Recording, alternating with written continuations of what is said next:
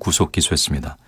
A씨는 지난 9월 인천시 계양구 한 빌라에서 차량용 화학 용액을 음료수에 타 몰래 먹이는 수법으로 60대 어머니를 살해한 혐의를 받고 있습니다. 오늘 밤과 내일은 전국에 가끔 구름이 많이 끼겠습니다. 중부지방과 전북 내륙에는 내일 오전까지 짙은 안개가 끼는 곳이 있겠습니다. 내일 아침 기온은 서울이 영하 1도 등 전국이 영하 5도에서 영상 5도, 낮 기온은 서울이 7도 등 전국이 5도에서 14도로 오늘과 비슷하거나 조금 낮겠습니다. 남부지방은 기온의 일교차가 10도에서 15도까지 크게 벌어지겠습니다. 동해안과 강원 산지 일부 남부지방에는 건조특보가 계속 내려져 있습니다. KBS 제1라디오 저녁 종합뉴스를 마칩니다. 아나운서 배창복이었습니다.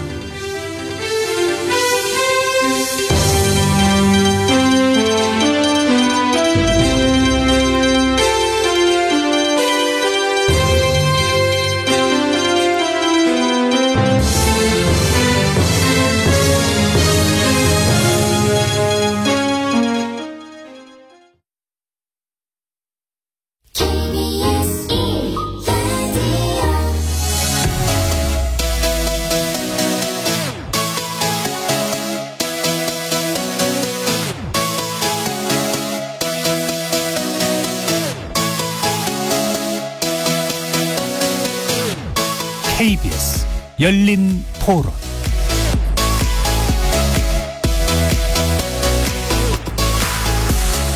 안녕하십니까. KBS 열린 토론 정준희입니다. 다른 건 다 올랐는데 내 얼굴만 그대로라고.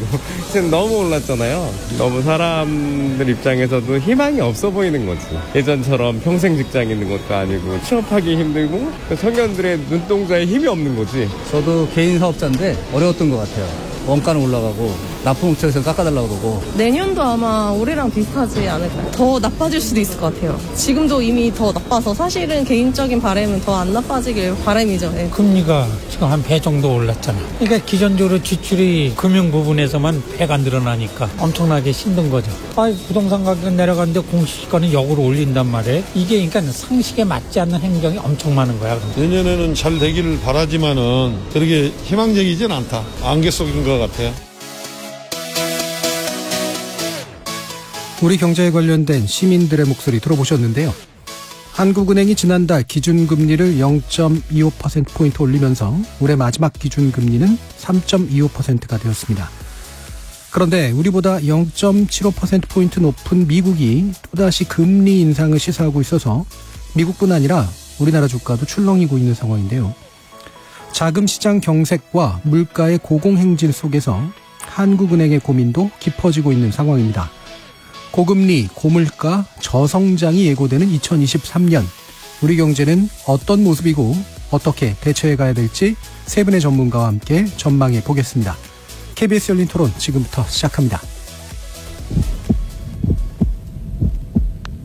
살아있습니다. 토론이 살아있습니다. 살아있는 토론, KBS 열린 토론. 토론은 라디오가 진짜입니다. 진짜 토론, KBS 열린 토론.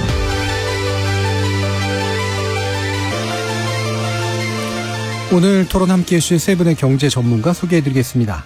김학균 신영증권 리서치센터장 나오셨습니다. 네, 안녕하십니까.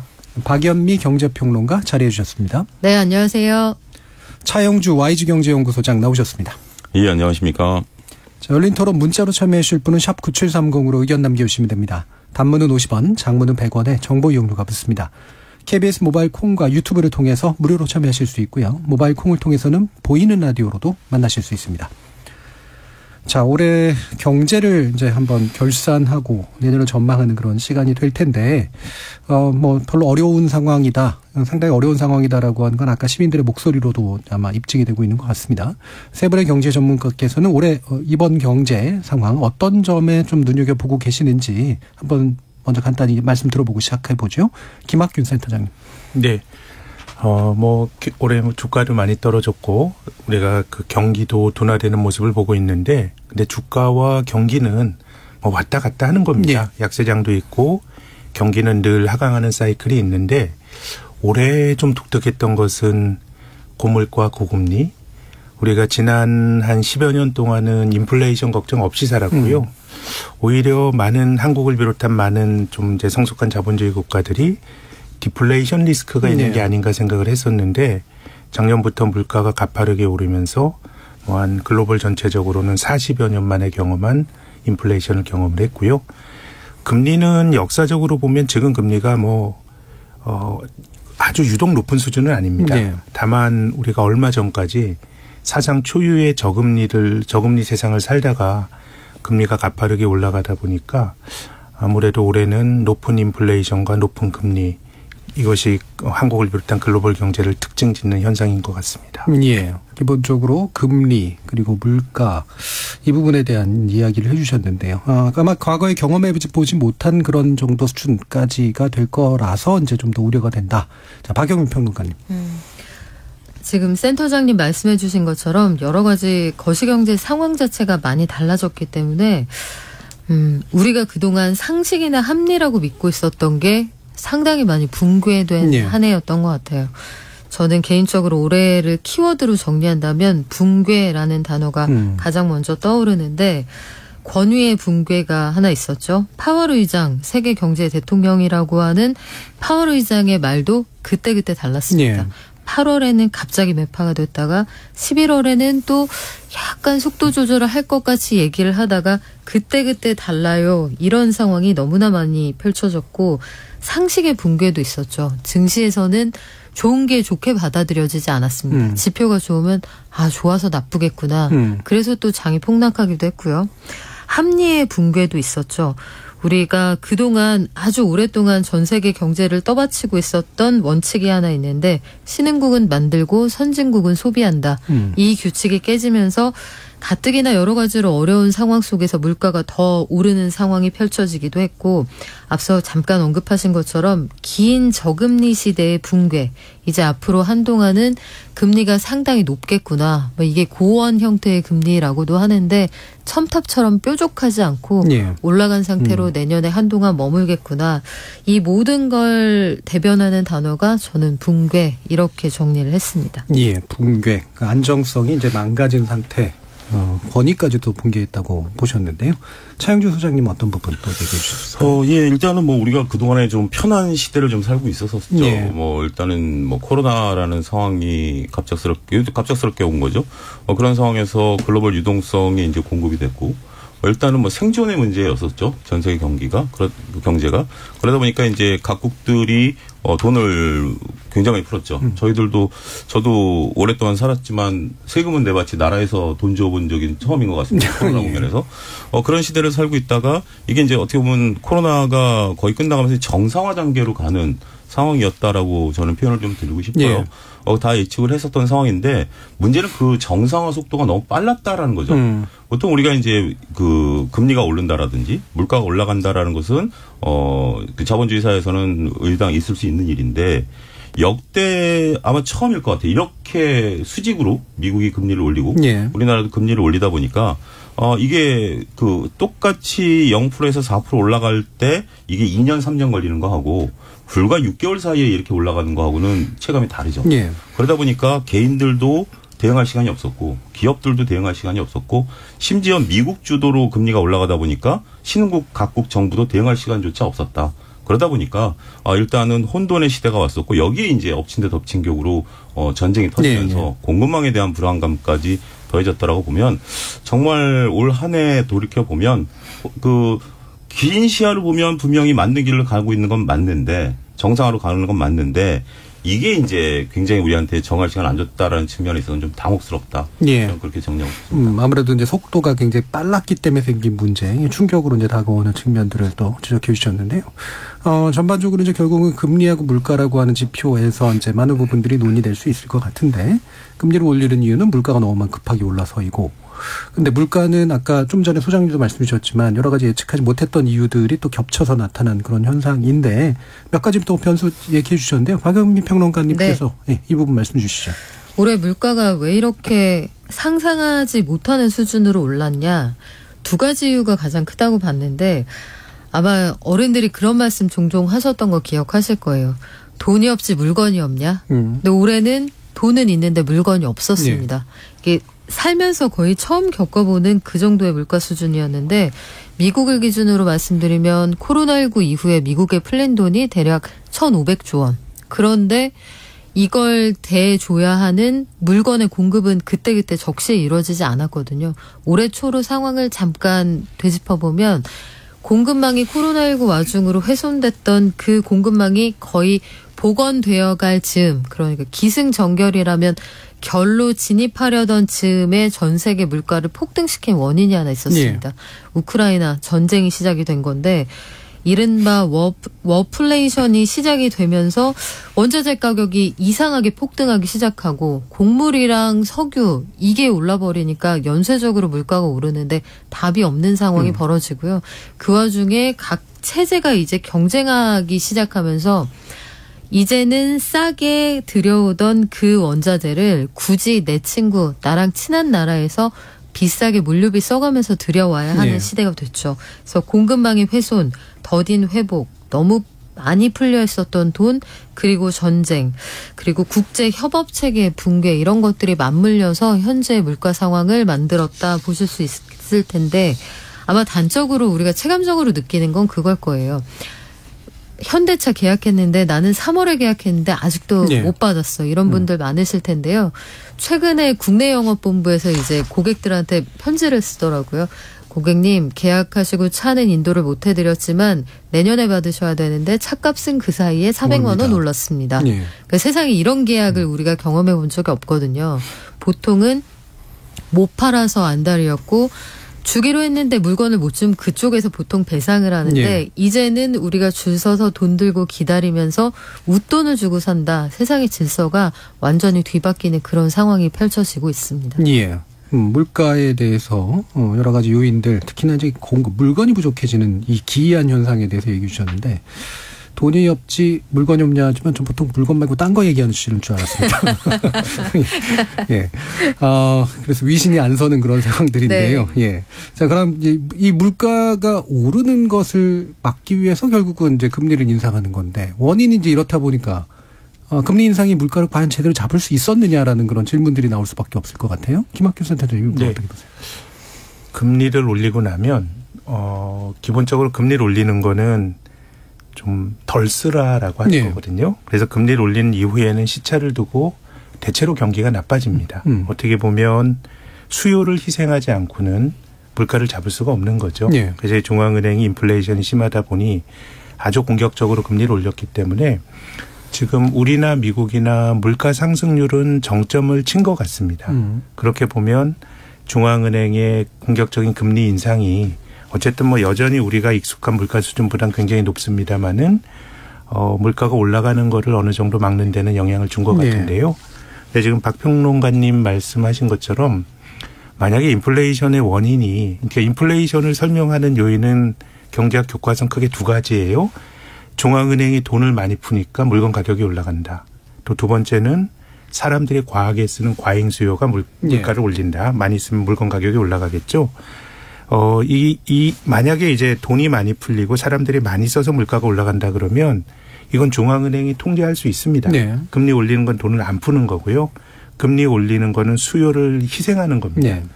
근데 지금은 좀 앞으로가 좀 걱정이 되는 거는 공급에서 문제가 생기는 거는 이건 뭐 중앙은행이 막을 수가 없죠. 중앙은행이 금리 올린다고 우크라이나 전쟁이 멈춰지는 건 아니고요. 그래서 뭐 우크라이나 전쟁도 우리가 그 시기를 모르겠지만 언젠가는 끝날 텐데 이 글로벌 밸류체인의 재편이라고 하는 이름으로 행해지는 이런 것들이 좀 비싸게 주고 살아야 되는 세상이 좀 오지 않을까라는 생각은 드네요. 우리가 중국이라고 하는 데서 싸게 물건을 만들다가 지금 우리나라 대기업들도 미국의 공장을 지어야 되는데 이게 과연 경제 논리인가? 물론 이제 만들어서 미국에 판다 그러면 경제 논리지만 적어도 싸게 만드는 어떻게 보면 우리가 지난 30여 년 동안 물가 걱정 없이 살았던 이유는 크게 보면 세계화의 힘이라고 봅니다. 뭐 경제적으로 중국이 자본주의 분업체제 들어오면서 싸게 만들었고 근데 이제 이런 힘이 지금 뭔가 좀 깨지고 있기 때문에 이것을 뭐 내년에 물가 상승률이 어떻게 될 거냐 여기 우리가 뭐 예상할 수는 없습니다. 다만 굉장히 효율적으로 싸게 만들었던 힘은 조금 약해지는 것 같고 그렇게 본다 그러면 물가 상승률이 둔화된다고 하더라도 뭐 어느 정도 물가 상승률이 뭐 정답이냐 뭐 이런 건 뭐 답은 없습니다만은 그래도 중앙은행가들이 이상적으로 생각하는 물가 상승률은 한 2% 정도가 적당한 거야라고 예. 하는 좀 관습적인 생각이 있는데 제 생각에는 내년에 물가가 올해보다 둔화가 되더라도 중앙은행가들이 생각하는 이상적인 물가 수준보다는 상당히 좀 높을 것 같고요. 그것이 글로벌 밸류체인 재편이 전체적으로 좀 비싸게 살아가는 세상을 좀 만드는 거 아닌가 그런 예. 생각은 하게 됩니다. 예. 그래서 이제 공급 차원에서 생긴 문제로 인해서 금리 인상이 이제 물가 인상을 막는 데서 약간 제한적일 수밖에 없는 조건 이 부분인데, 근데 그 상태에서 결국 경제 침체는 이제 일어날 수도 있는 그런 상태. 이게 두 가지가 좀 굉장히 괴로울 거 아닙니까? 그리고 이제 지금 우리가 금리 인상을 예. 미국발 금리 인상이라는 걸로 안정져서 한번 생각을 해보셔야 될 것 같아요. 예. 미국 같은 경우 주도적으로 금리를 올리고 있는 게 김학현 센터장님 말씀하신 것처럼 결국 연준이 목표하고 있는 2.5 경제 성장률을 맞추기 위해서 금리를 이제 세게 올리는 거 아니겠습니까? 여기에 이제 블라드 총재 같은 경우 이제 테일러 준칙을 들고 와가지고 지금 이런 거, 그러니까 이제 그 목표하는 인플레이션을 맞추기 위해서 과도한 인플레이션을 꺾기 위해서는 선제적으로 금리를 올려야 된다라는 건데 이게 이제 이론적으로 계산하면 7%대까지 금리를 올려야 된다라는 네. 얘기를 얼마 전에 하셨죠.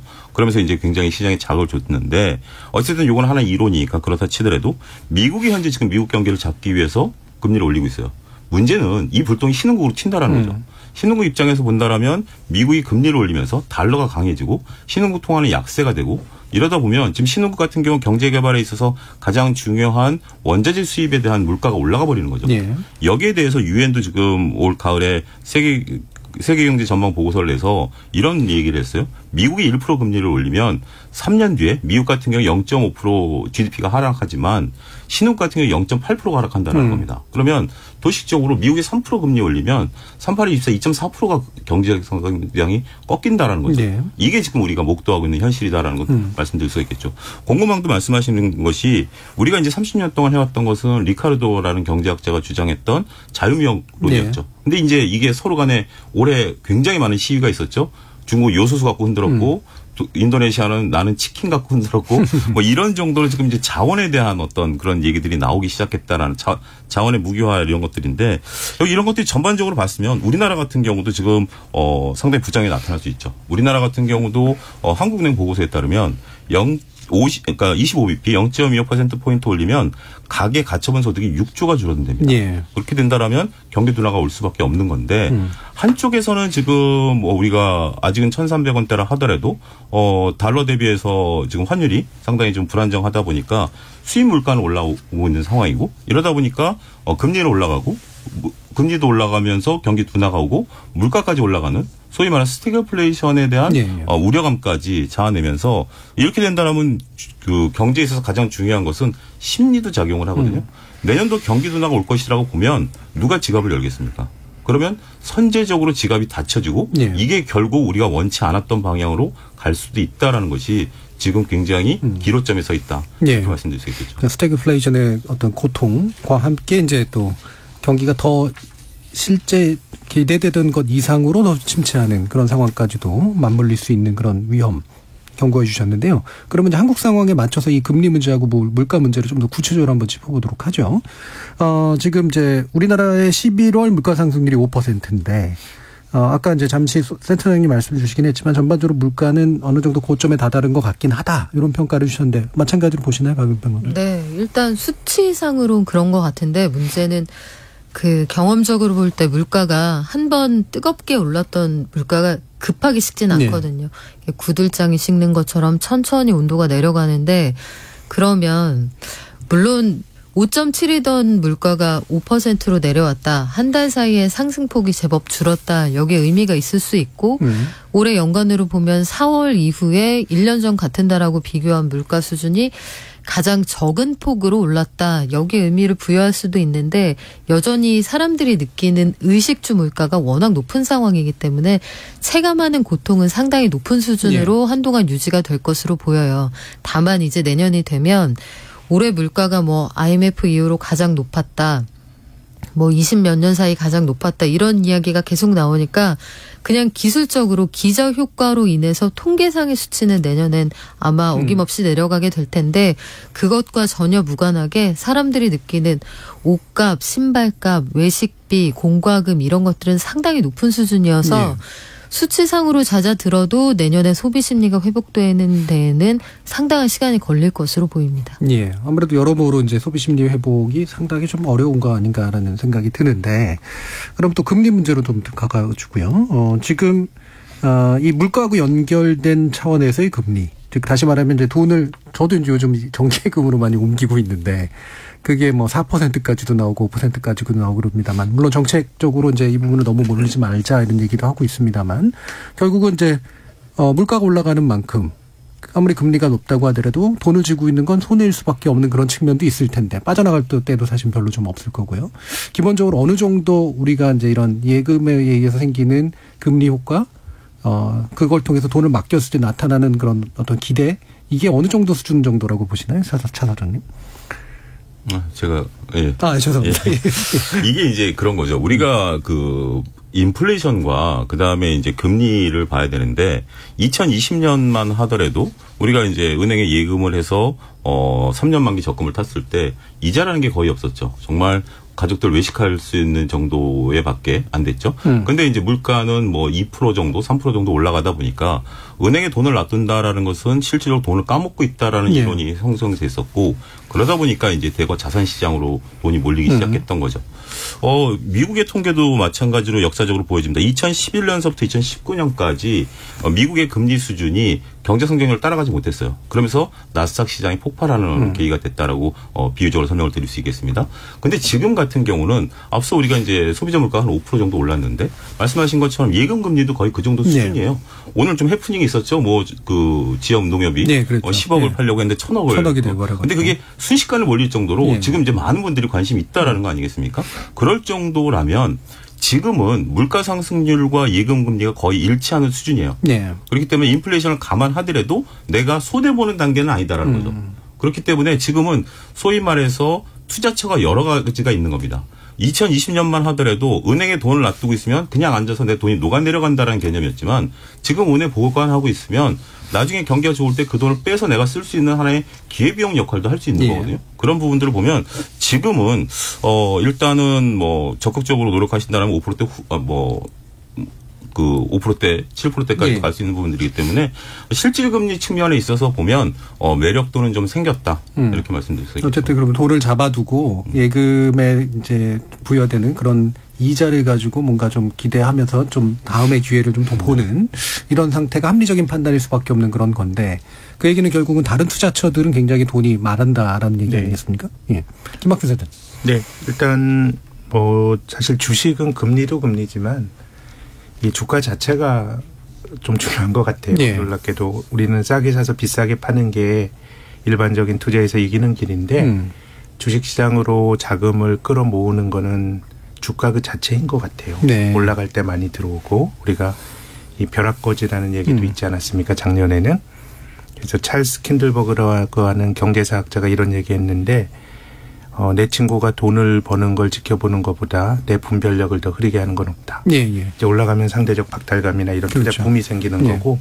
그래서 뭐 주식은 지금은 뭐 제 생각에는 뭐 주가 하락 자체가 뭔가 이제 사람들의 투자 심리를 서늘하게 좀 만드는 그런 게 있는 것 같고, 금리의 절대 레벨에 대해서 의견을 말씀드리면, 이제 우리는 말씀하신 것처럼 돈을 맡겼을 때 받는 금리와 물가 상승률을 비교하는 것도 중요하지만, 일반적으로 우리가 사는 세상은 명목의 세상을 사는 거죠. 물가 상승을 생각하지 않고 절대 수준을 보면서 사는데, 근데 5%라고 하는 게 어느 정도 수준이냐면요, 20세기는 주식 투자자들에게 굉장히 좋은 세상이었습니다. 특히 미국을 중심으로 해서 주식은 들고 있으면 돈을 버는 거야, 이런 장기 투자에 대한 믿음도 생겼고요.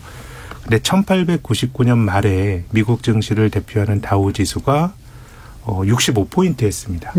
이게 100년 지나서 1999년 말에는 11,400포인트까지 100년 동안 17,000% 넘게 올랐거든요. 아주 위대한 주식의 질이었습니다. 근데 100년 동안 17,000% 오르는 걸 연율화로 보면 5.3%입니다. 예. 5.3% 꾸준히 하면 그 대박이 나는 거고 우리나라 종합주가지수가 한 10여 년 전에 한 2,000원짜리 했거든요.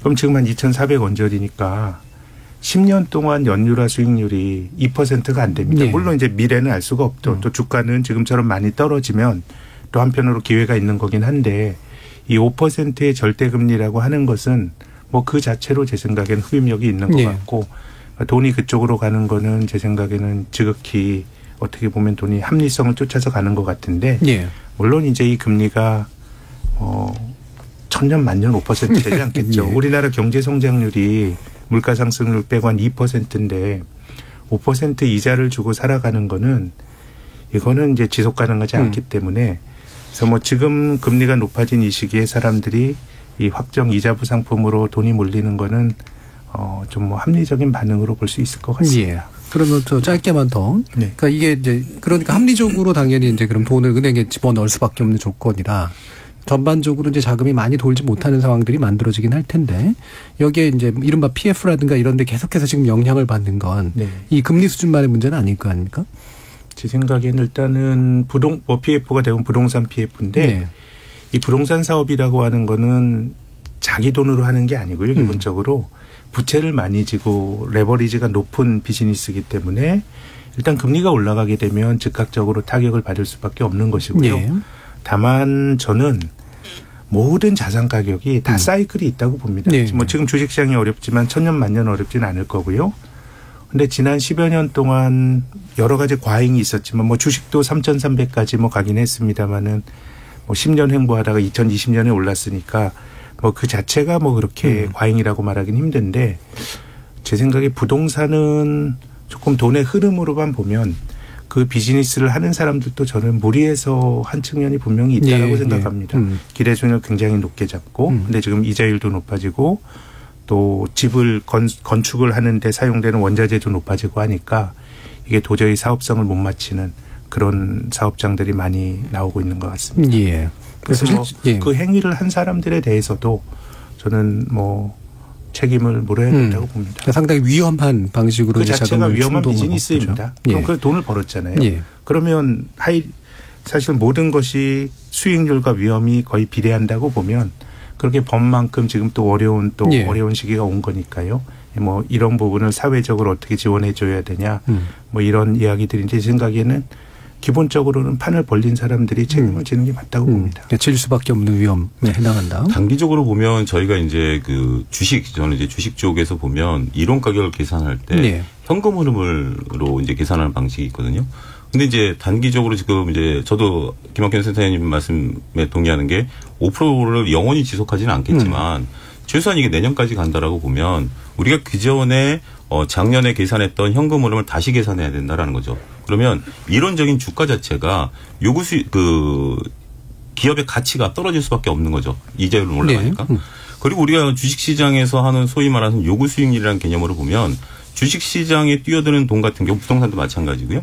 기준금리를 바탕으로 하지 않습니까? 기준금리 플러스 알파를 원하기 때문에 우리가 은행 대신 자산시장을 들어오는 건데 지금 이 기준점인 기준금리 자체가 올라가서 알파는 동일하다고 쳤을 때 그러면 과연 그 요구 수익률을 맞춰줄 수 있느냐라는 부분들을 보면 부동산을 논에 친다 하더라도 경기가 둔화되는 상황에서 기업들의 이익이 감소되는 상황이다라면 요구 수익률 자체가 올라가는 상황에서 기업이 요구 수익률을 맞추지 못한다라면 주식에 대한 매력도는 확실히 떨어질 수밖에 없죠. 근데 이제 이게 주구장창 가는 건 아니고 지금 고금리 상태에서는 이게 유지될 수밖에 없다. 지금 이제 평론가님 말씀하신 것처럼 고원금리라는 단어가 요즘 이제 나오고 있는 건데 이해를 편하게 얘기하면 개마고원처럼 이게 이제 산 위에 가서 이제 쫙 펼쳐지는 거죠. 이런 상태가 유지되는 기간 동안에는 주식시장의 수익률이 상대적으로 떨어질 수밖에 없다라는 관점을 보시고 그 대신 역설적으로 여기서 이제 하산하는 상태가 된다라면 오히려 그때쯤 되면 자산시장이 특히 주식시장 중심으로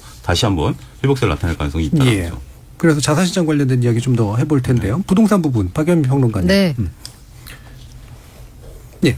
부동산 시장 지금은 뭐 굉장히 어렵습니다. 부동산은 빚내서 사는 걸로 돼 있잖아요. 현금 주고 사는 사람은 거의 없을 테고 그래서 현재 상황은 금리는 굉장히 높고 그러니까 자금 조달 비용은 아주 높은데 부동산의 시장 가격은 떨어진다라고 하니까 수익률은 떨어지고 조달 비용은 높은데 누가 사겠어요. 이 굉장히 특이한 형태의 거래 혹은 정말로 이 금매로 내놓은 걸 아주 싸게 현금으로 사들인다 이런 거 이외에는 매매가 이루어지지 않는다 이렇게 보는 게 합리적일 텐데 이게 부동산 시장의 통계로 잡힙니다. 서울의 경우에는 9월 한 달 동안 서울 전체에서 팔린 아파트 건수가 610건, 10월에는 558건.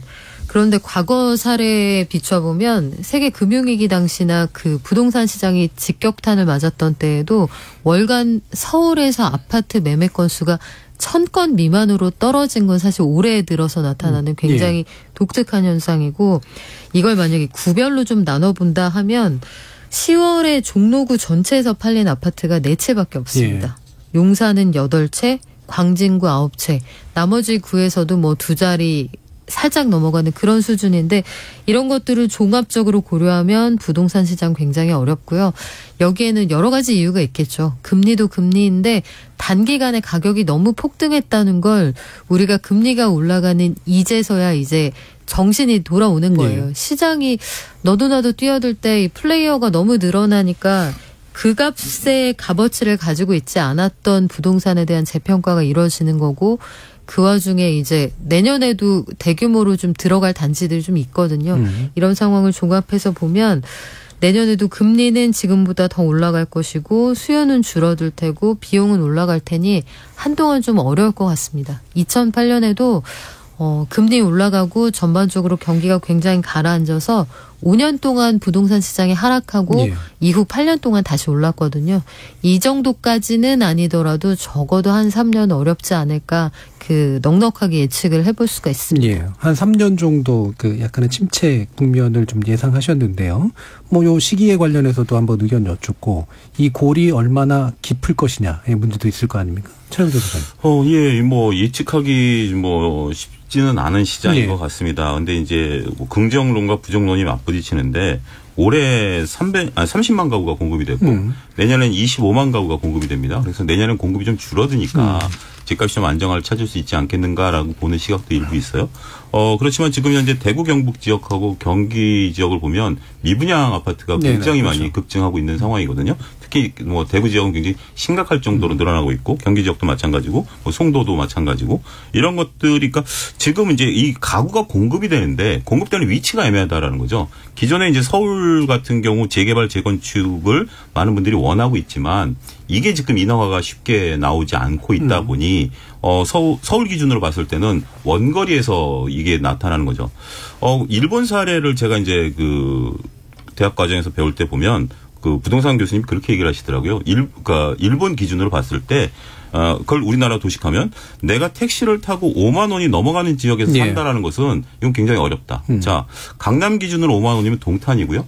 그다음에 종로 기준으로 5만 원이면 일산을 넘어서 버리는 거거든요. 그런데 그 지역에서 지금 아파트들이 대거 지어지고 있다라는 거죠. 그 안에서 지어지면 상관이 없지만 그런 부분들을 보면 미분양은 늘어날 것이고 그렇지만 우리가 원하는 쪽은 드러나지 않는 거죠. 한편으로는 지금 인허가 건수를 보게 된다면 2021년에 54만 호가 인허가가 됐고요. 올해 45만 호, 내년에 43만 호가 될 것으로 보여지고 최근에 또 원희룡 장관이 내세우고 있는 게 새 정부의 정책 250만 호 플러스 알파에 대해서 용적률 완화까지 해가지고 공급을 더 늘리겠다라는 측면으로 보면 일단 뭐 그렇습니다. 일단 금리가 올라간다라는 부담 인정하고요. 그다음에 과잉 수요가 2020년에 있었다라는 거 인정해야 되는 부분들. 여기에 이제 물량까지 들어오게 된다라면 부동산 가격에 대한 전망은 단기적으로는 좀 불투명해질 수밖에 없지 않겠는가. 일단 의사결정 내리기가 쉽지 않을 것 같아요. 결국 매수 심리가 돌아서야 되는데 이런 상황에서 과연 선뜻 이 정도 고점 대비해서 뭐 20% 30% 빠졌으니 이제 사야지라고 하는 컨센서스가 형성되기까지는 시간이 좀 필요하지 않을까 싶습니다. 그래서 수요도 많이 줄었고 그다음에 돈 빌리기도 굉장히 어렵고 게다가 이제 또 공급이 나오는데 그 공급을 특별히 사고 싶은 공급이 또 아닌 측면들이 많아서 결과적으로 전반적으로 보면 상당히 좀 침체 가능성이 높은 것으로 예측들을 하고 계시는 것 같아요. 자, 그러면 이제 일부 마치기 전에 이 부분 좀 더 짚어봐야 될 것 같은데 그래서 결국은 뭐 이게 반드시 키는 아니겠습니다만 그래도 중요한 부분이라 미 연준이 아까 이제 매파비 들표를 왔다 갔다 한다는 표현을 쓰셨는데 저도 굉장히 헷갈리더라고요. 근데 최근에 나오는 거로는 또 꽤 올릴 것 같은 또는 상당히 높은 수준으로 뭐 어쨌든 금리 수준을 목표치로 잡고 있는 것 같은 그런 분위기인데 센터장님은 어느 정도 예상하시나요? 네. 뭐 제 생각에는 미국도 거의 막바지에 왔다고 봅니다. 뭐 인플레이션도 인플레이션이지만 미국도 금리가 너무 올라가다 보니까 이 금융시장에서 돈이 잘 안 돌아서 특히 지금 미국이 그동안 돈을 풀었던 게 양적 완화라는 게 미국 중앙은행인 연방준비제도가 미국의 국채를 사고 그 대가로 돈을 푼 건데 지금 다시 산 국채를 파는 양적 긴축을 하고 있는데 미국도 지금 이 국채를 살 데가 없어가지고요. 예전엔 뭐 중국이라든가 동아시아 경상수지 흑자국이 있었는데 일단 중국이 미국 국채 발을 끊었고 미국 금융기관들도 금리가 이렇게 올라가다 보니까 한국 금융기관들처럼 뭐 이제 채권에 뭐 평가손이 많이 나가지고 그래서 금융시장의 경색도 미국에서 나타나고 있고 또 뭐 이코노미스트들의 그 전망치가 다 맞는 건 아니지만 내년도 미국 GDP 성장률 전망치가 거의 제로 수준입니다. 0.3% 정도. 그런 거라 그러면 제 생각엔 미국도 이제는 금리를 올릴 수 있는 더 올리는 과정에서 치러야 될 비용이 커지고 있기 때문에 얼추 12월 달에 0.50%포인트 올리고 최근 며칠 동안에 미국의 경제 지표가 좋게 나오니까 내년 1월엔 FOMC가 없고 2월에 있거든요.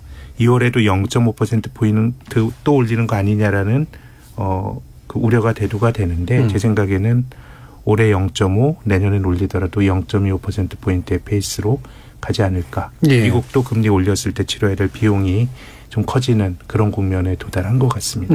그런데 이 부분은 어떤 겁니까? IRA, 그러니까 인플레이션 감축 법안이 금리 인상 결정에 이유로 작용한다. 이게 선뜻 납득이 좀 안 되는 그런 부분인데. 저는 인플레이션 감축 법안은 그 법안의 실상을 잘 보여주지 못하는 거라고 봅니다. 그 인플레를 더 부추기는 거죠. 바이든이 집권해서 이 자기들이 하고 싶었던 게 있지 않았습니까? 뭐 환경 투자도 하고 이런 것들을 인플레이션 이슈가 되다 보니 이것을 감축 법안이라고 했는데 제 생각엔 개념적으로 보면 오히려 인플레이션을 부추길 수 있어요. 오히려. 왜냐하면 온갖 공장들을 미국에 다 짓고 이게 미국 중심으로 밸류체인을 바꾼다라고 하는 내용도 들어가 있거든요. 다만 이거 이제 장기간에 걸쳐서 나타날 일이고 크게 보면 미국의 물가 상승률도 올해 내년 정도까지 놓고 보면 이제 정점을 치고 둔화되는 국면이 아닌가 생각은 드는데 이 인플레이션 감축 법안은 정말 법안의 내용과 법안의 이름이 저는 전혀 매치가 안 된다고 봅니다. 그러니까 말로는 인플레이션 감축이지만 실제로는 더 많은 투자를 해야 되고 또 돈이 더 되고 뭐 고용이나 어쨌든 경제나 일부에 자극하는 효과도 있고 그래서 또 세계화를 후퇴시켜서 자기들이 또 비싸게 주고 사야 될 수도 있으니까요. 알겠습니다. 자, 그러면 이거하고 연관된 게 이제 또 환율 문제인데 여기까지 한번 짚어보죠. 방영평론가님 이게 환율이 굉장히 많이 오르다가 잠시 떨어지다가 또 살짝 왔다 갔다 하는 그런 분위기긴 하던데 어느 정도인가요? 환율이 오늘 기준으로는 어제장보다 2.9원 올라서 1321.7원인데 1200원대로 접어들었다는 반가운 소식이 들려온 지 얼마 안 됐잖아요. 그런데 또 꽤 많이 올랐다. 결국은 연준의 방향성을 탐색하는 그런 시장이 아닐까 싶은데요. 연준이 결국 본선은 다음 주입니다. 다음 주에 미국의 11월 물가 나올 테고 그거 나오면서 그 다음 날 이제 기준금리 결정하고 올해가 마무리가 될 텐데 이번 주 시장의 흐름은 다들 불안해서 심리적으로 움직이는 측면이 상당히 크다고 보고 사실 오늘 장에서도 저는 이런 이야기가 이제 올해 내내 거의 펼쳐졌던 장인데 JP모건의 제이미 다이먼 이런 사람들이 공급 병목 속에서 인플레가 높고 전체적으로 볼 때 내년에 침체될 가능성이 있다. 올해 내내 우리가 모두 했던 이야기거든요. 데이빗 솔로몬 골드만삭스 CEO가 했던 얘기도 내년에 침체 가능성이 있다. 역시 우리가 1년 내내 하고 있는 이야기인데 이런 아주 원칙적인 이야기 흔들릴 만큼 이번 시장이 그렇고 환율의 흐름도 역시 마찬가지라고 봐요. 내년이 불안해? 달러 조금 더 이거 던질 때 아닌 거 아니야? 이런 심리라고 보는데 이번 주에 이렇게 움직이다가 다음 주에 FOMC 끝나고 나면 방향성이 이제 어느 정도 내년 1분기까지의 방향성이 좀 갈피를 잡을 수 있지 않을까 싶어요. 다만 올 연초부터 여름까지 너무 뜨겁게 달렸던 이 환율, 고환율의 기세는 저는 꺾였다고 보거든요. 종전처럼 좀 높이 올라간다고 해도 레벨을 형성하진 않고 그냥 한 번쯤 터치하고 다시 1,300원대에서 갈팡질팡하지 않을까. 올해는 그렇게 예상하고 있습니다. 급속한 상승세 자체는 꺾인 건 맞는 것 같은데 아직은 좀 불안한 심리들이 작동하고 있고 네, 이번 다음 주 정도 지나면서 아마 이게 구조적인 추세를 어떻게 나타낼지가 아마 결정될 것 같다라는 해설까지 들었습니다.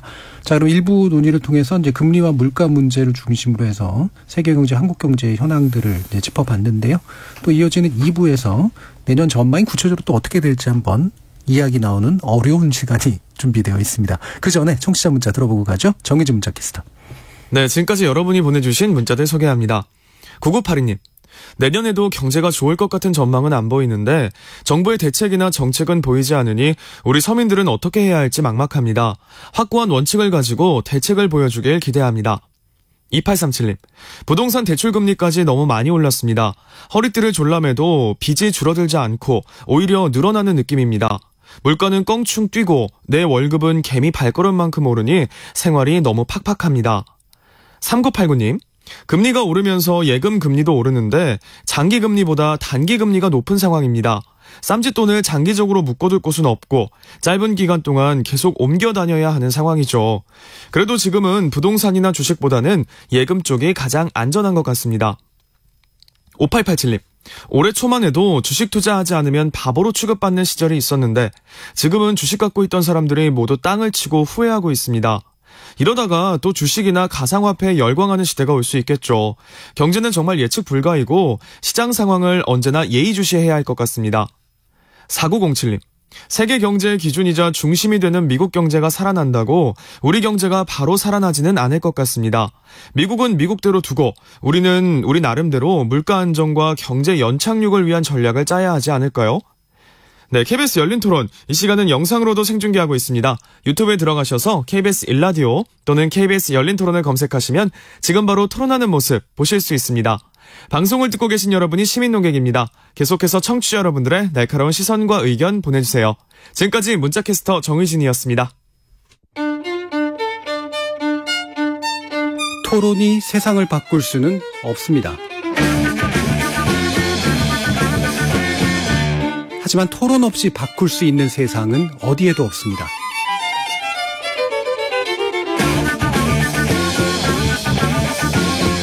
세상의 선한 변화를 갈망하는 당신. 정답이 아니라 질문의 힘을 믿는 당신. 우리 KBS 열린 토론에서 만납시다.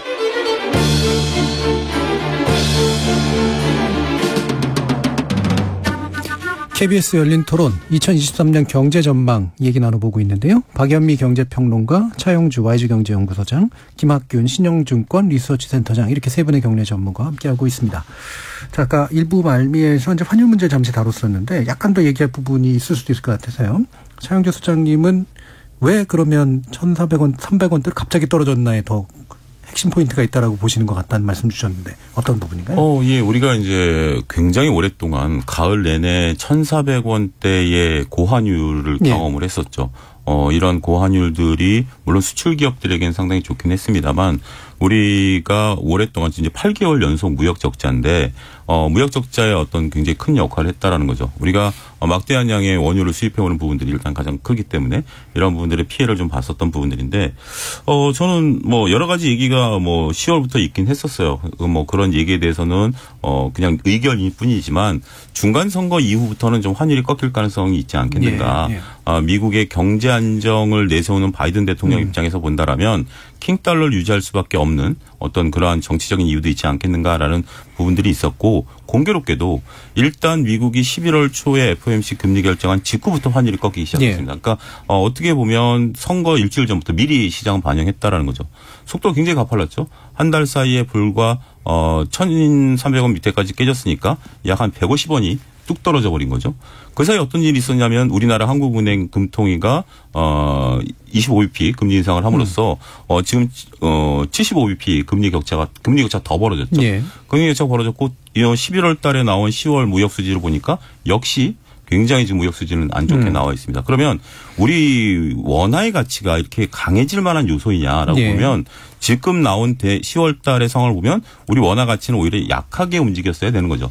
그런데도 불구하고 이렇게 환율이 세게 움직였다라는 거죠. 몇 가지 이제 팩트 체크를 하면 그 사이 외국 자본이 상당히 우리나라에 많이 들어왔습니다. 특히 삼성전자 중심으로 많이 들어왔었던 유동성의 공급도 물론 있긴 있었습니다만 저는 이제 종합적으로 봤을 때 그동안에 1,430원이 좀 과잉이었다라는 거에 대해서 방점을 좀 찍고 싶고요.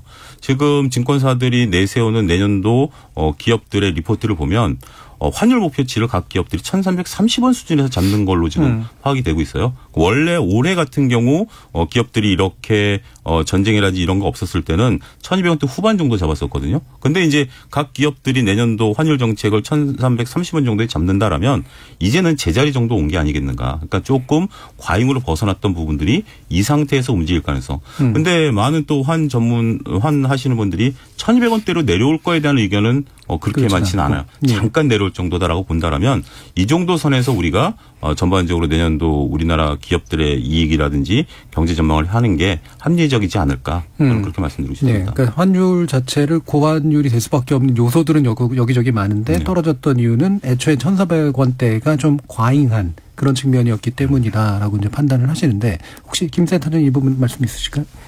네, 저는 그 미국의 금리 인상 속도가 좀 둔화가 될 거라는 우려가 좀 컸던 것 같습니다.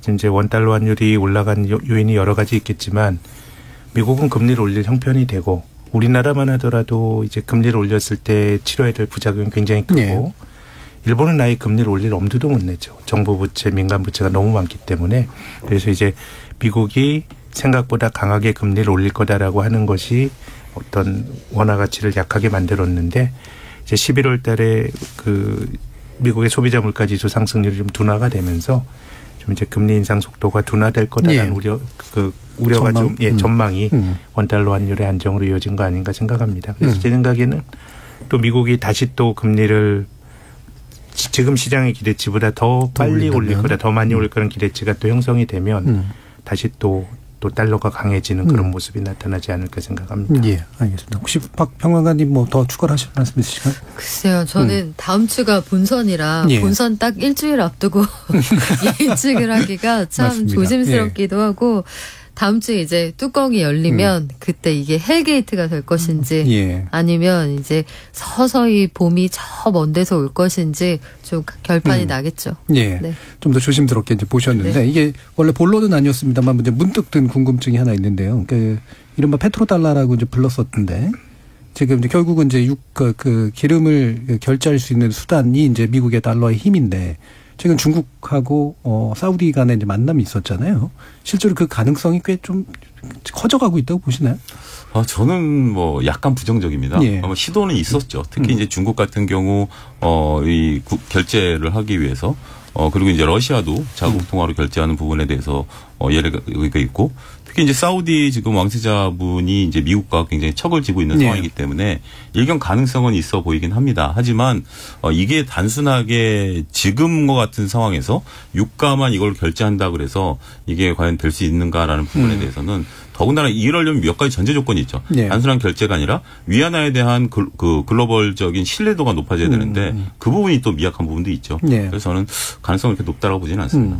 그 가능성은 높지 않고 혹여 되더라도 이를테면 이제 달러의 권위를 막 근본적으로 뒤흔들 만한 상태까지는 아닐 것이다.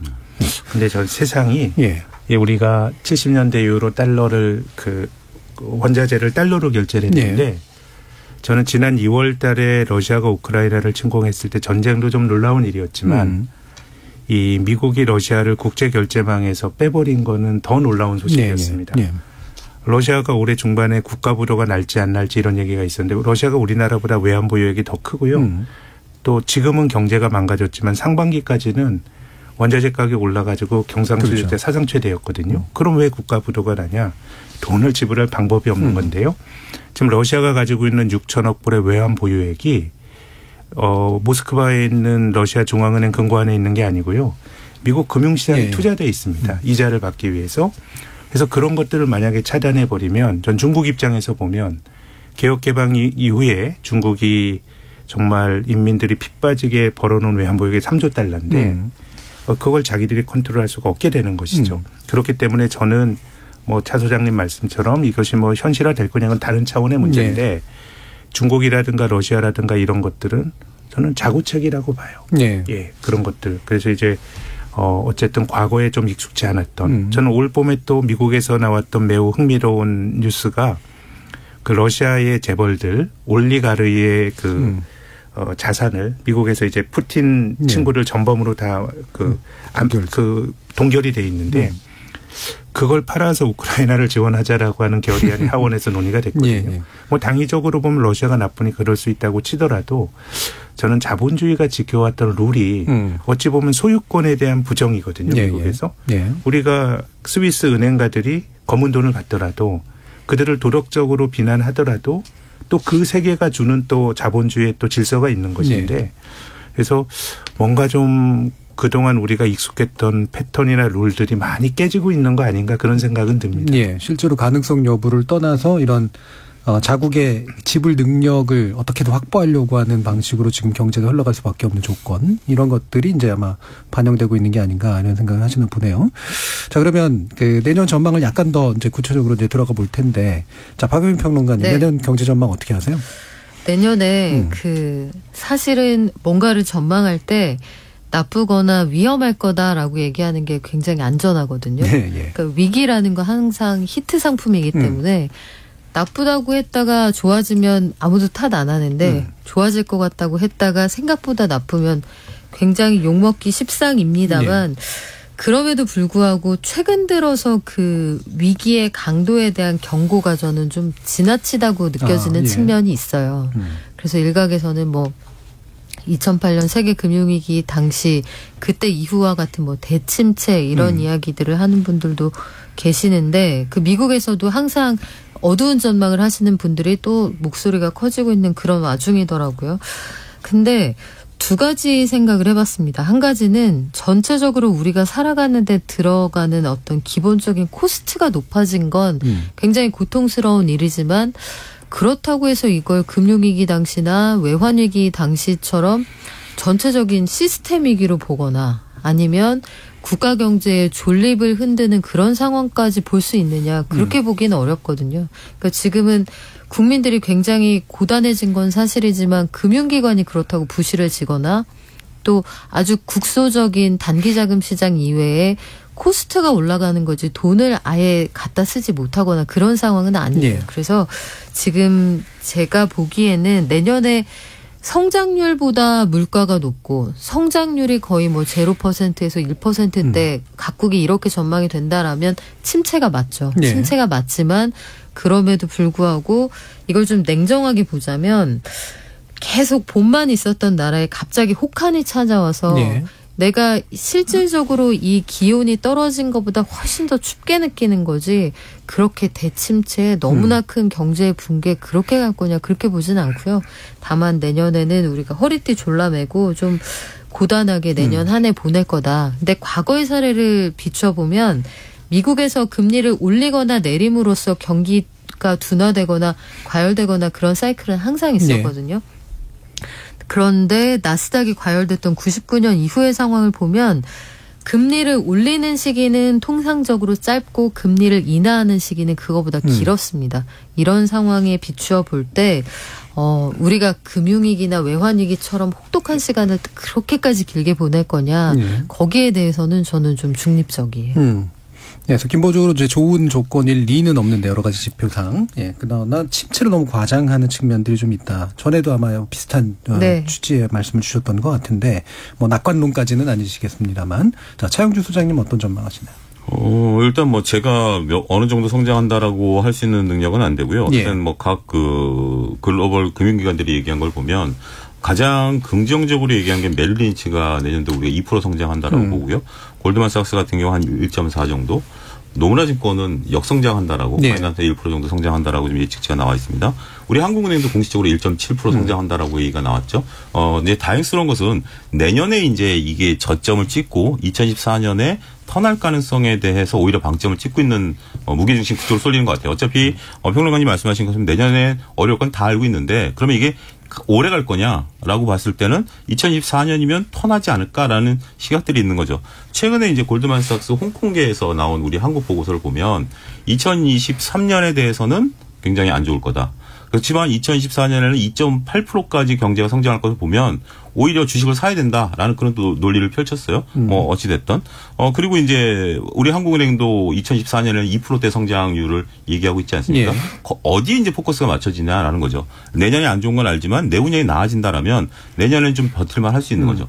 문제는 저는 우리나라가 대기업 위주로 성장세를 하고 수출 주도형 국가다 보니까 반도체 산업이 우리나라에 미치는 영향이 굉장히 크다라는 거죠. 여기에 더해서 수출 품목 2위가 석유화업인데 석유화업 같은 경우 중국 경기가 저렇게 언제 풀릴지 모르는 상황이 된다라면 이 또한 둔화가 예상될 수밖에 없다라는 거죠. 어찌 됐든 반도체 석유화학은 내년에 안 좋을 것은 맞지만 그래도 2024년을 보면서 희망을 좀 가져야 되지 않을까. 저는 그렇게 결론을 내리고 싶습니다. 알겠습니다. 자, 그럼 김학균 센터장님 전에도 한번 들어보죠. 저도 대침체 가능성은 낮다고 보는데요. 경제가 아주 망가지는 거는 단지 순환적인 요인으로 뭐 수요가 줄어들고 이럴 때 경제 침체가 오는 게 아니고 금융 시스템에서 경색이 나타나야 됩니다. 누군가 빚을 진 경제 주체가 파산하고 은행이 돈 떼이고 그러면은 돈이 안 돌고 그런 금융시장의 신용경색이 다시 또 실물경제에 부정적인 영향을 주는 2008년이 그런 케이스고요. IMF 외환위기, 한국의 카드위기 이런 어떤 큰 신용위기가 나와야 되는데 제 생각엔 지금은 부채가 너무 많기는 합니다만은 적어도 제1금융권 은행은 비교적 굉장히 건전합니다. 지난 심정 규제를 많이 받아서 뭐 일부 작은 금융회사들이 어려움이 있을 수 있겠지만 이것이 전체적인 시스템적인 리스크로 갈 가능성은 낮다 그러면 대침체라기보단 둔화가 맞을 것 같은데 다만 우리가 이제 경기에 대해서 말씀을 드리지만 지난 10년 동안 우리가 생활인으로 살면서 경기 뭐 대단히 좋다고 느껴보신 적 있으세요? 그러게요. 예, 매번 어려웠죠. 그러니까 이거는 사실 지표상의 문제예요. 왜냐하면 국민 경제를 우리가 GDP 성장률을 본다 그러면 민간 소비 우리가 느끼는 장사하시는 분은 민간 소비 중요하고요. 기업은 투자를 하고 그리고 수출, 정부 이런 게 중요한데 우리가 느끼는 민간 소비는 외환위기 이후로 만성적 정체입니다. 좋았던 적이 단 한 번도 없어요. 그러니까 우리가 지표상의 경기야 좋았다 나빴다 하지만 장사하시는 분들은 계속 안 좋은 거예요. 그럼 안 좋은 이유가 뭐냐 제 생각에는 부채가 너무 많아요. 우리가 지금 뭐 수출 중심의 경제라고 하지만 외환위기 이전까지는 우리나라 수출은 무역 수지가 계속 적자였어요. 안정적이지 않았고 실은 외환위기 이전에 우리가 내수 중심으로 성장을 했고 기업들도 투자를 한국 땅에서 많이 했는데 이제 외환위기 때 기업에서 문제가 생기다 보니 저는 뭐 정부의 정책도 과거에 외환위기 직후에 김대중 정권에서도 이 카드나 부동산 경기 부양을 했었고 은행들도 전부 가계에 대출을 해주면서 지금 부채가 너무 많다 보니까 한국에서 은행에서 빚낸 사람들 뭐 신용도 높고 저는 중산층들이 많이 빌렸다고 봐요. 그래서 원리금 꼬박꼬박 내지만 쓸 돈이 없는 거기 때문에 민간 소비는 만성적 정체고 실은 경기의 스윙을 가져온 거는 수출에 따라 많이 좌우가 됐는데 그러니까 제 생각에는 한국의 성장률이 좋아졌다 나빠졌다의 이해관계가 있는 사람들은 주식하는 사람들, 삼성전자 직원들 이런 사람들만 영향이 있는 거예요.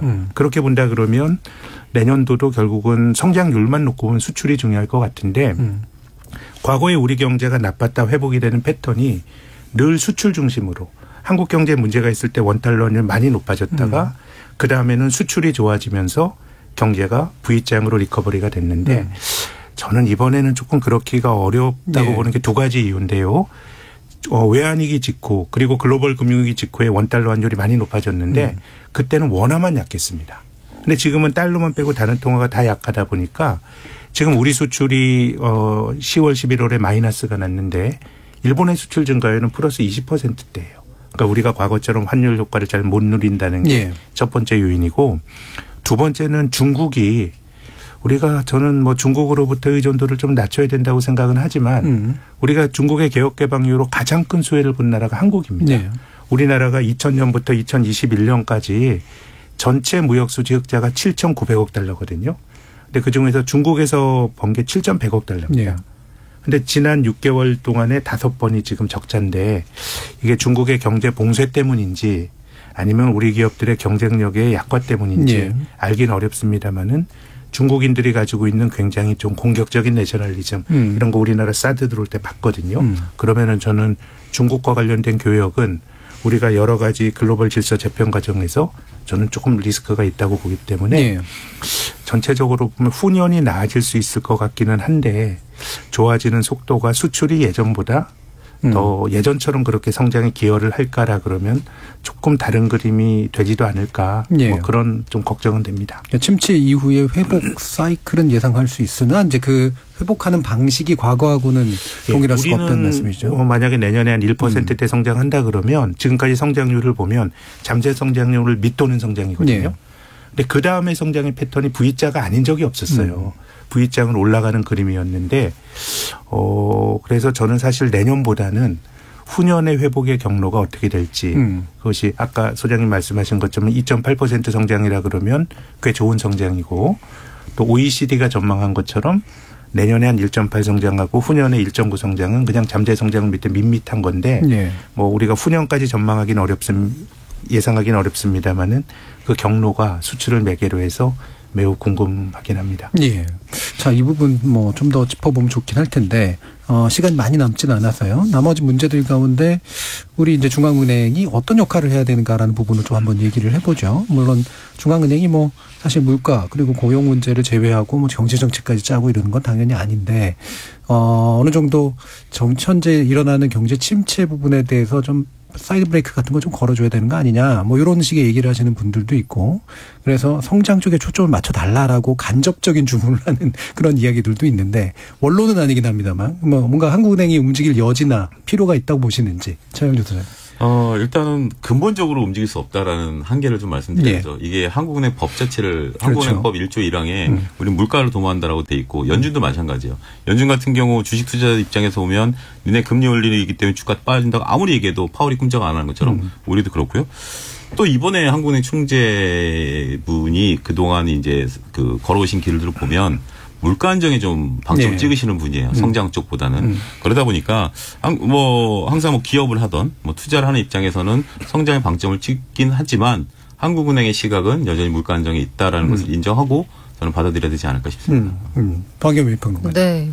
뭐 본령에 충실할 수밖에 없을 것 같고 한국은행 1층에 가면은 그 목판에 물가 안정이라는 한문이 이렇게 새겨져 있어요. 이렇게 판화할 때처럼 목판에 새겨져 있는 한국은행이 물가에 대해서 어느 정도 비중을 두는 기관인지 그걸 보면 알 수가 있는데 글쎄 근데 이게 금리 그걸 통한 물가 이게 경기하고 결국은 다 맞물리는 문제이기 때문에 그동안 과거에 보면 왜 정책의 믹스가 중요하다. 조합이 필요하니 경기를 살릴 때는 한국은행이 협조해야 하는 거 아니냐. 옆구리를 쿡 찌르는 그런 사를 굉장히 오랫동안 많이 봤습니다만 지금은 한국은행이 한국은행으로서 할 수 있는 본령에 최선을 다하고 있다고 봐요. 그리고 한국은행이 물가가 낮으면 낮아서 높으면 높아서 고민을 하는데 경기 사이클은 그때그때 달라지고 거시의 변수도 워낙 다양하게 지금 여러 가지 변수가 등장하고 있는 마당이라서 이때 이렇게 대응했다가 다음에 다른 변수가 나오면 또 다르게 반응을 하고 한국은행이 그럴 수는 없거든요. 결국은 한국은행은 책임을 지고 수습을 하는 기관이기 때문에 저는 지금의 스탠스대로 가는 게 맞다고 봅니다. 예, 마찬가지로 죄송합니다. 자, 김학규 센터장님. 네, 저는 지금 부채가 한국은행이 물가 안정과 더불어서 금융 안정도 도모해야 되는데 한국은 너무 부채가 많은 것 같습니다. 특히 민간의 부채가 많다는 게 미국과는 다른 점이에요. 미국은 금융위기로 가계부채는 줄었는데요. 미국은 정부 부채가 문제고 한국은 민간 부채가 문제인데 그래서 저는 뭐 경기 부양을 도모하기 위해서 금리를 낮추거나 뭐 이런 건 아니겠습니다만은 미국보다 상당히 낮은 수준의 금리를 유지하는 난이 있더라도 저는 금리가 올라갔을 때 부채가 많은 한국에서의 매우 파괴적인 결과가 우려가 되기 때문에 부채 문제까지도 고려를 해야 되지 않을까라는 생각이고 이를 위해서는 미국보다 어느 정도 낮은 금리는 우리가 감내해야 된다고 봅니다. 그러면 미국보다 이제 낮은 금리를 감내해야 된다라는 부분에 대해서 사실은 또 꽤 다른 견해를 가지고 계신 분들도 있기도 한단 말이에요. 이를테면 우리 이런 식으로 금리 어떤 방치하면 안 된다. 환율에 엄청난 영향을 준다. 이런 주장에 대해서는 또 어떻게 말씀하실 수 있을까요? 그게 이제 한국은행의 고뇌다라고 말씀드릴 수 있겠죠. 그러니까 지금 이번에 25BP를 하면서도 그 총재 말씀을 보면 우리는 이제 다 알고 있다. 환율까지 여러 가지 다 보고 있지만 센터장님 말씀하신 것처럼 지금 이제 우리는 우리나라의 이제 부채 문제라든지 이런 거에 이제 집중을 해야 된다라는 거죠. 그러면서 이제 금리 격차 벌어지는 것에 대해서 받아들일 어떤 상황까지 본 거죠. 당장 다음 주에 미국이 50bp 금리 인상을 하면 1.25%포인트 금리 격차가 벌어지게 되고, 그렇게 된다라면 외국인 투자자들이 우리나라에 안 들어오는 거 아니야라고 보는 시각도 일부 있죠. 하지만 우리가 과거에 2008년도에 약 한 5년 동안 1.5%포인트 금리 격차가 벌어진 걸 우리가 버텨낸 적도 있고요.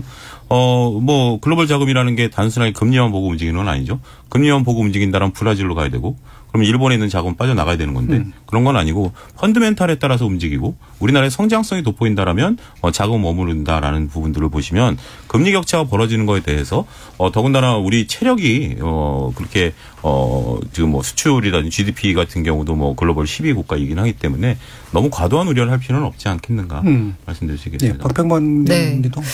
그 이창용 총재가 그래서 최근 들어서 거듭해서 하신 말씀이 3.5에서 끝나기를 기대한다라는 얘기를 하는 거거든요. 한국이 추구하는 최종적인 금리라는 게 현재 3% 그리고 0.5%포인트 추가로 올린다고 하면 베이비 스텝 2번이든 빅 스텝 1번이든 우리는 그거 이상은 어렵다. 사실상의 가이드라인을 시장에 주는 거고 미국은 뭐 공격적으로 올린다고 해도 미국도 내년에 침체를 피하기 어려운 상황이라면 저는 뭐 개인적으로 맥시멈 5.25라고 보거든요. 근데 그 정도 차이를 유지하면서 가겠다는 각오는 이미 하고 있는 것으로 보이고요. 이 정도까지는 우리 체력으로 버틸 수 있다라고 보시는 것 같아요. 그래서 가계부채의 상황 그리고 미국과의 금리 차이, 환율 이런 것들을 두루 고려할 때 한국이 취할 수 있는 최선의 선택 그게 3.5라고 보는 것 같아서 저는 현재 한국은행이 대응하는 건 뭐 여러 가지로 이것 외에 다른 대안은 없다는 생각을 하고 있습니다. 알겠습니다. 자, 그럼 이제 마지막으로 과연 우리 경제 주체들이 어떤 식으로 좀 여기에 대해서 움직여야 되는지 한 1분 이내로 마무리 발언 한번 들어볼까요? 차영주 소장님부터 주시죠. 일단은 뭐 단기적으로 내년까지 본다라면 어떻게 특별히 뭐 자산 시장이라든지 뭐 이런 경제 상황에 대해서 우리가 적극적으로 움직인다라는 것은 좀 자제가 필요하지 않을까 싶습니다. 일단 중요한 것은 센터님 말씀하신 것처럼 내 자산 내 부채를 줄이는 데 노력을 하고 지금은 좀 이런 걸 견뎌내는 시기가 내년에 온다라고 봐요. 여기서 뭔가 내가 무리해서 자산 소득을 늘린다라든지 아니면 투자 소득을 늘리겠다라고 한다라면 2020년과 2021년에 가졌던 생각은 일단 좀 접어두시고 지금은 이제 그런 거 과잉을 해소하는 단계에 접어들었다라는 것을 일단 인정을 하고 미국이 일단은 터미널 금리에 대한 부분들이 다음 주에 나올 테니까 그게 또 변하는지 여부도 좀 살펴보시면서 조금은 보수적인 견제를 가져야 되지 않을까 싶습니다. 김학균 센터장님. 네. 저는 뭐 경제는 우리가 느끼는 경기는 뭐 드라마틱한 반전은 지난 10년도 없었고 앞으로도 없을 것 같고 그럼 좀 여유가 되는 사람은 좀 더 잘할 수 있는 경제 주체에게 내 돈을 맡겨서 좀 거기 편승하는 게 또 할 수 있는 방법이긴 한데 일단 지금은 어쨌든 이자율이 제일 좀 중요한 것 같고 또 금리가 높을 땐 늘 경제에 사고가 많이 나니까 우리가 돈을 버는 것도 중요하지만 잘 또 견디고 좋은 시기를 기회를 갖는 것도 하기 때문에 일단 부채를 좀 줄이고 뭐 하는 게 내년도에 좀 생활인이 가져야 될 덕목이 아닌가 생각합니다. 위험 요소들을 좀 더 줄여가는 그런 방법들. 자, 박여민 평론가님. 네, 아마 청년 세대는 살면서 이런 고물가는 처음일 거예요. 이런 고금리도 처음일 거고 그러면 이런 상황에서 내가 이런 상황에서 버틸 수 있는 힘을 그러니까 내력을 좀 키우는 것도 필요할 테고 손실을 줄이는 거. 한동안 우리가 재테크 못하면 바보인 것 같은 시대를 살았지만 지금은 손실을 줄이는 게 최우선이거든요. 그래서 본인이 가지고 있는 포트폴리오에서 금리가 가장 높은 것부터 부채를 줄여나가는 방식 이게 중요할 거고 이미 시장에 들어갔는데 손실이 너무 커졌다. 저는 지금에 와서 이거를 함부로 던지라는 말씀 못 드리겠고 좀 견디셔야 된다. 시장이 좀 볕이 들 때까지 상황을 좀 이성적으로 냉정하게 마지막으로 모든 투자의 책임은 투자자 본인에게 있다는 거. 그 시장 상황에 지나치게 휩쓸리거나 지나치게 반색하거나 너무 절망하거나 이래서는 내 돈을 지키기가 어렵다는 거 이런 거 기억하셔야 될 것 같습니다. 보수적으로 관리하고 필요하다면 잘 버텨라 라고 말씀 주셨네요. 자, 오늘 경제 문제 가지고 KBS 열린 토론 진행해봤는데요. 오늘 함께해 주신 세 분, 차영주 YG경제연구소장, 김학균 신영증권 리서치센터장, 그리고 박연미 경제평론가, 세 분 모두 수고하셨습니다. 감사합니다. 고맙습니다. 감사합니다. 경제라는 것의 속성상 비관적 진단과 비관적 전망이 비관적 현실을 키워버리는 경우가 많아서 여러모로 조심스럽긴 합니다만, 한국 경제가 아주 빠른 시간에 화색을 띠리라고 보기는 어려운 듯합니다. 때문에 또 아마도 조만간 고통분담에 관련된 이야기가 여러 당국자들로부터 나올 수도 있을 것 같은데요. 지켜봐야겠습니다. 과연 정말 분담이 될지 아니면 전가가 될지. 지금까지 KBS 열린 토론 정준이었습니다.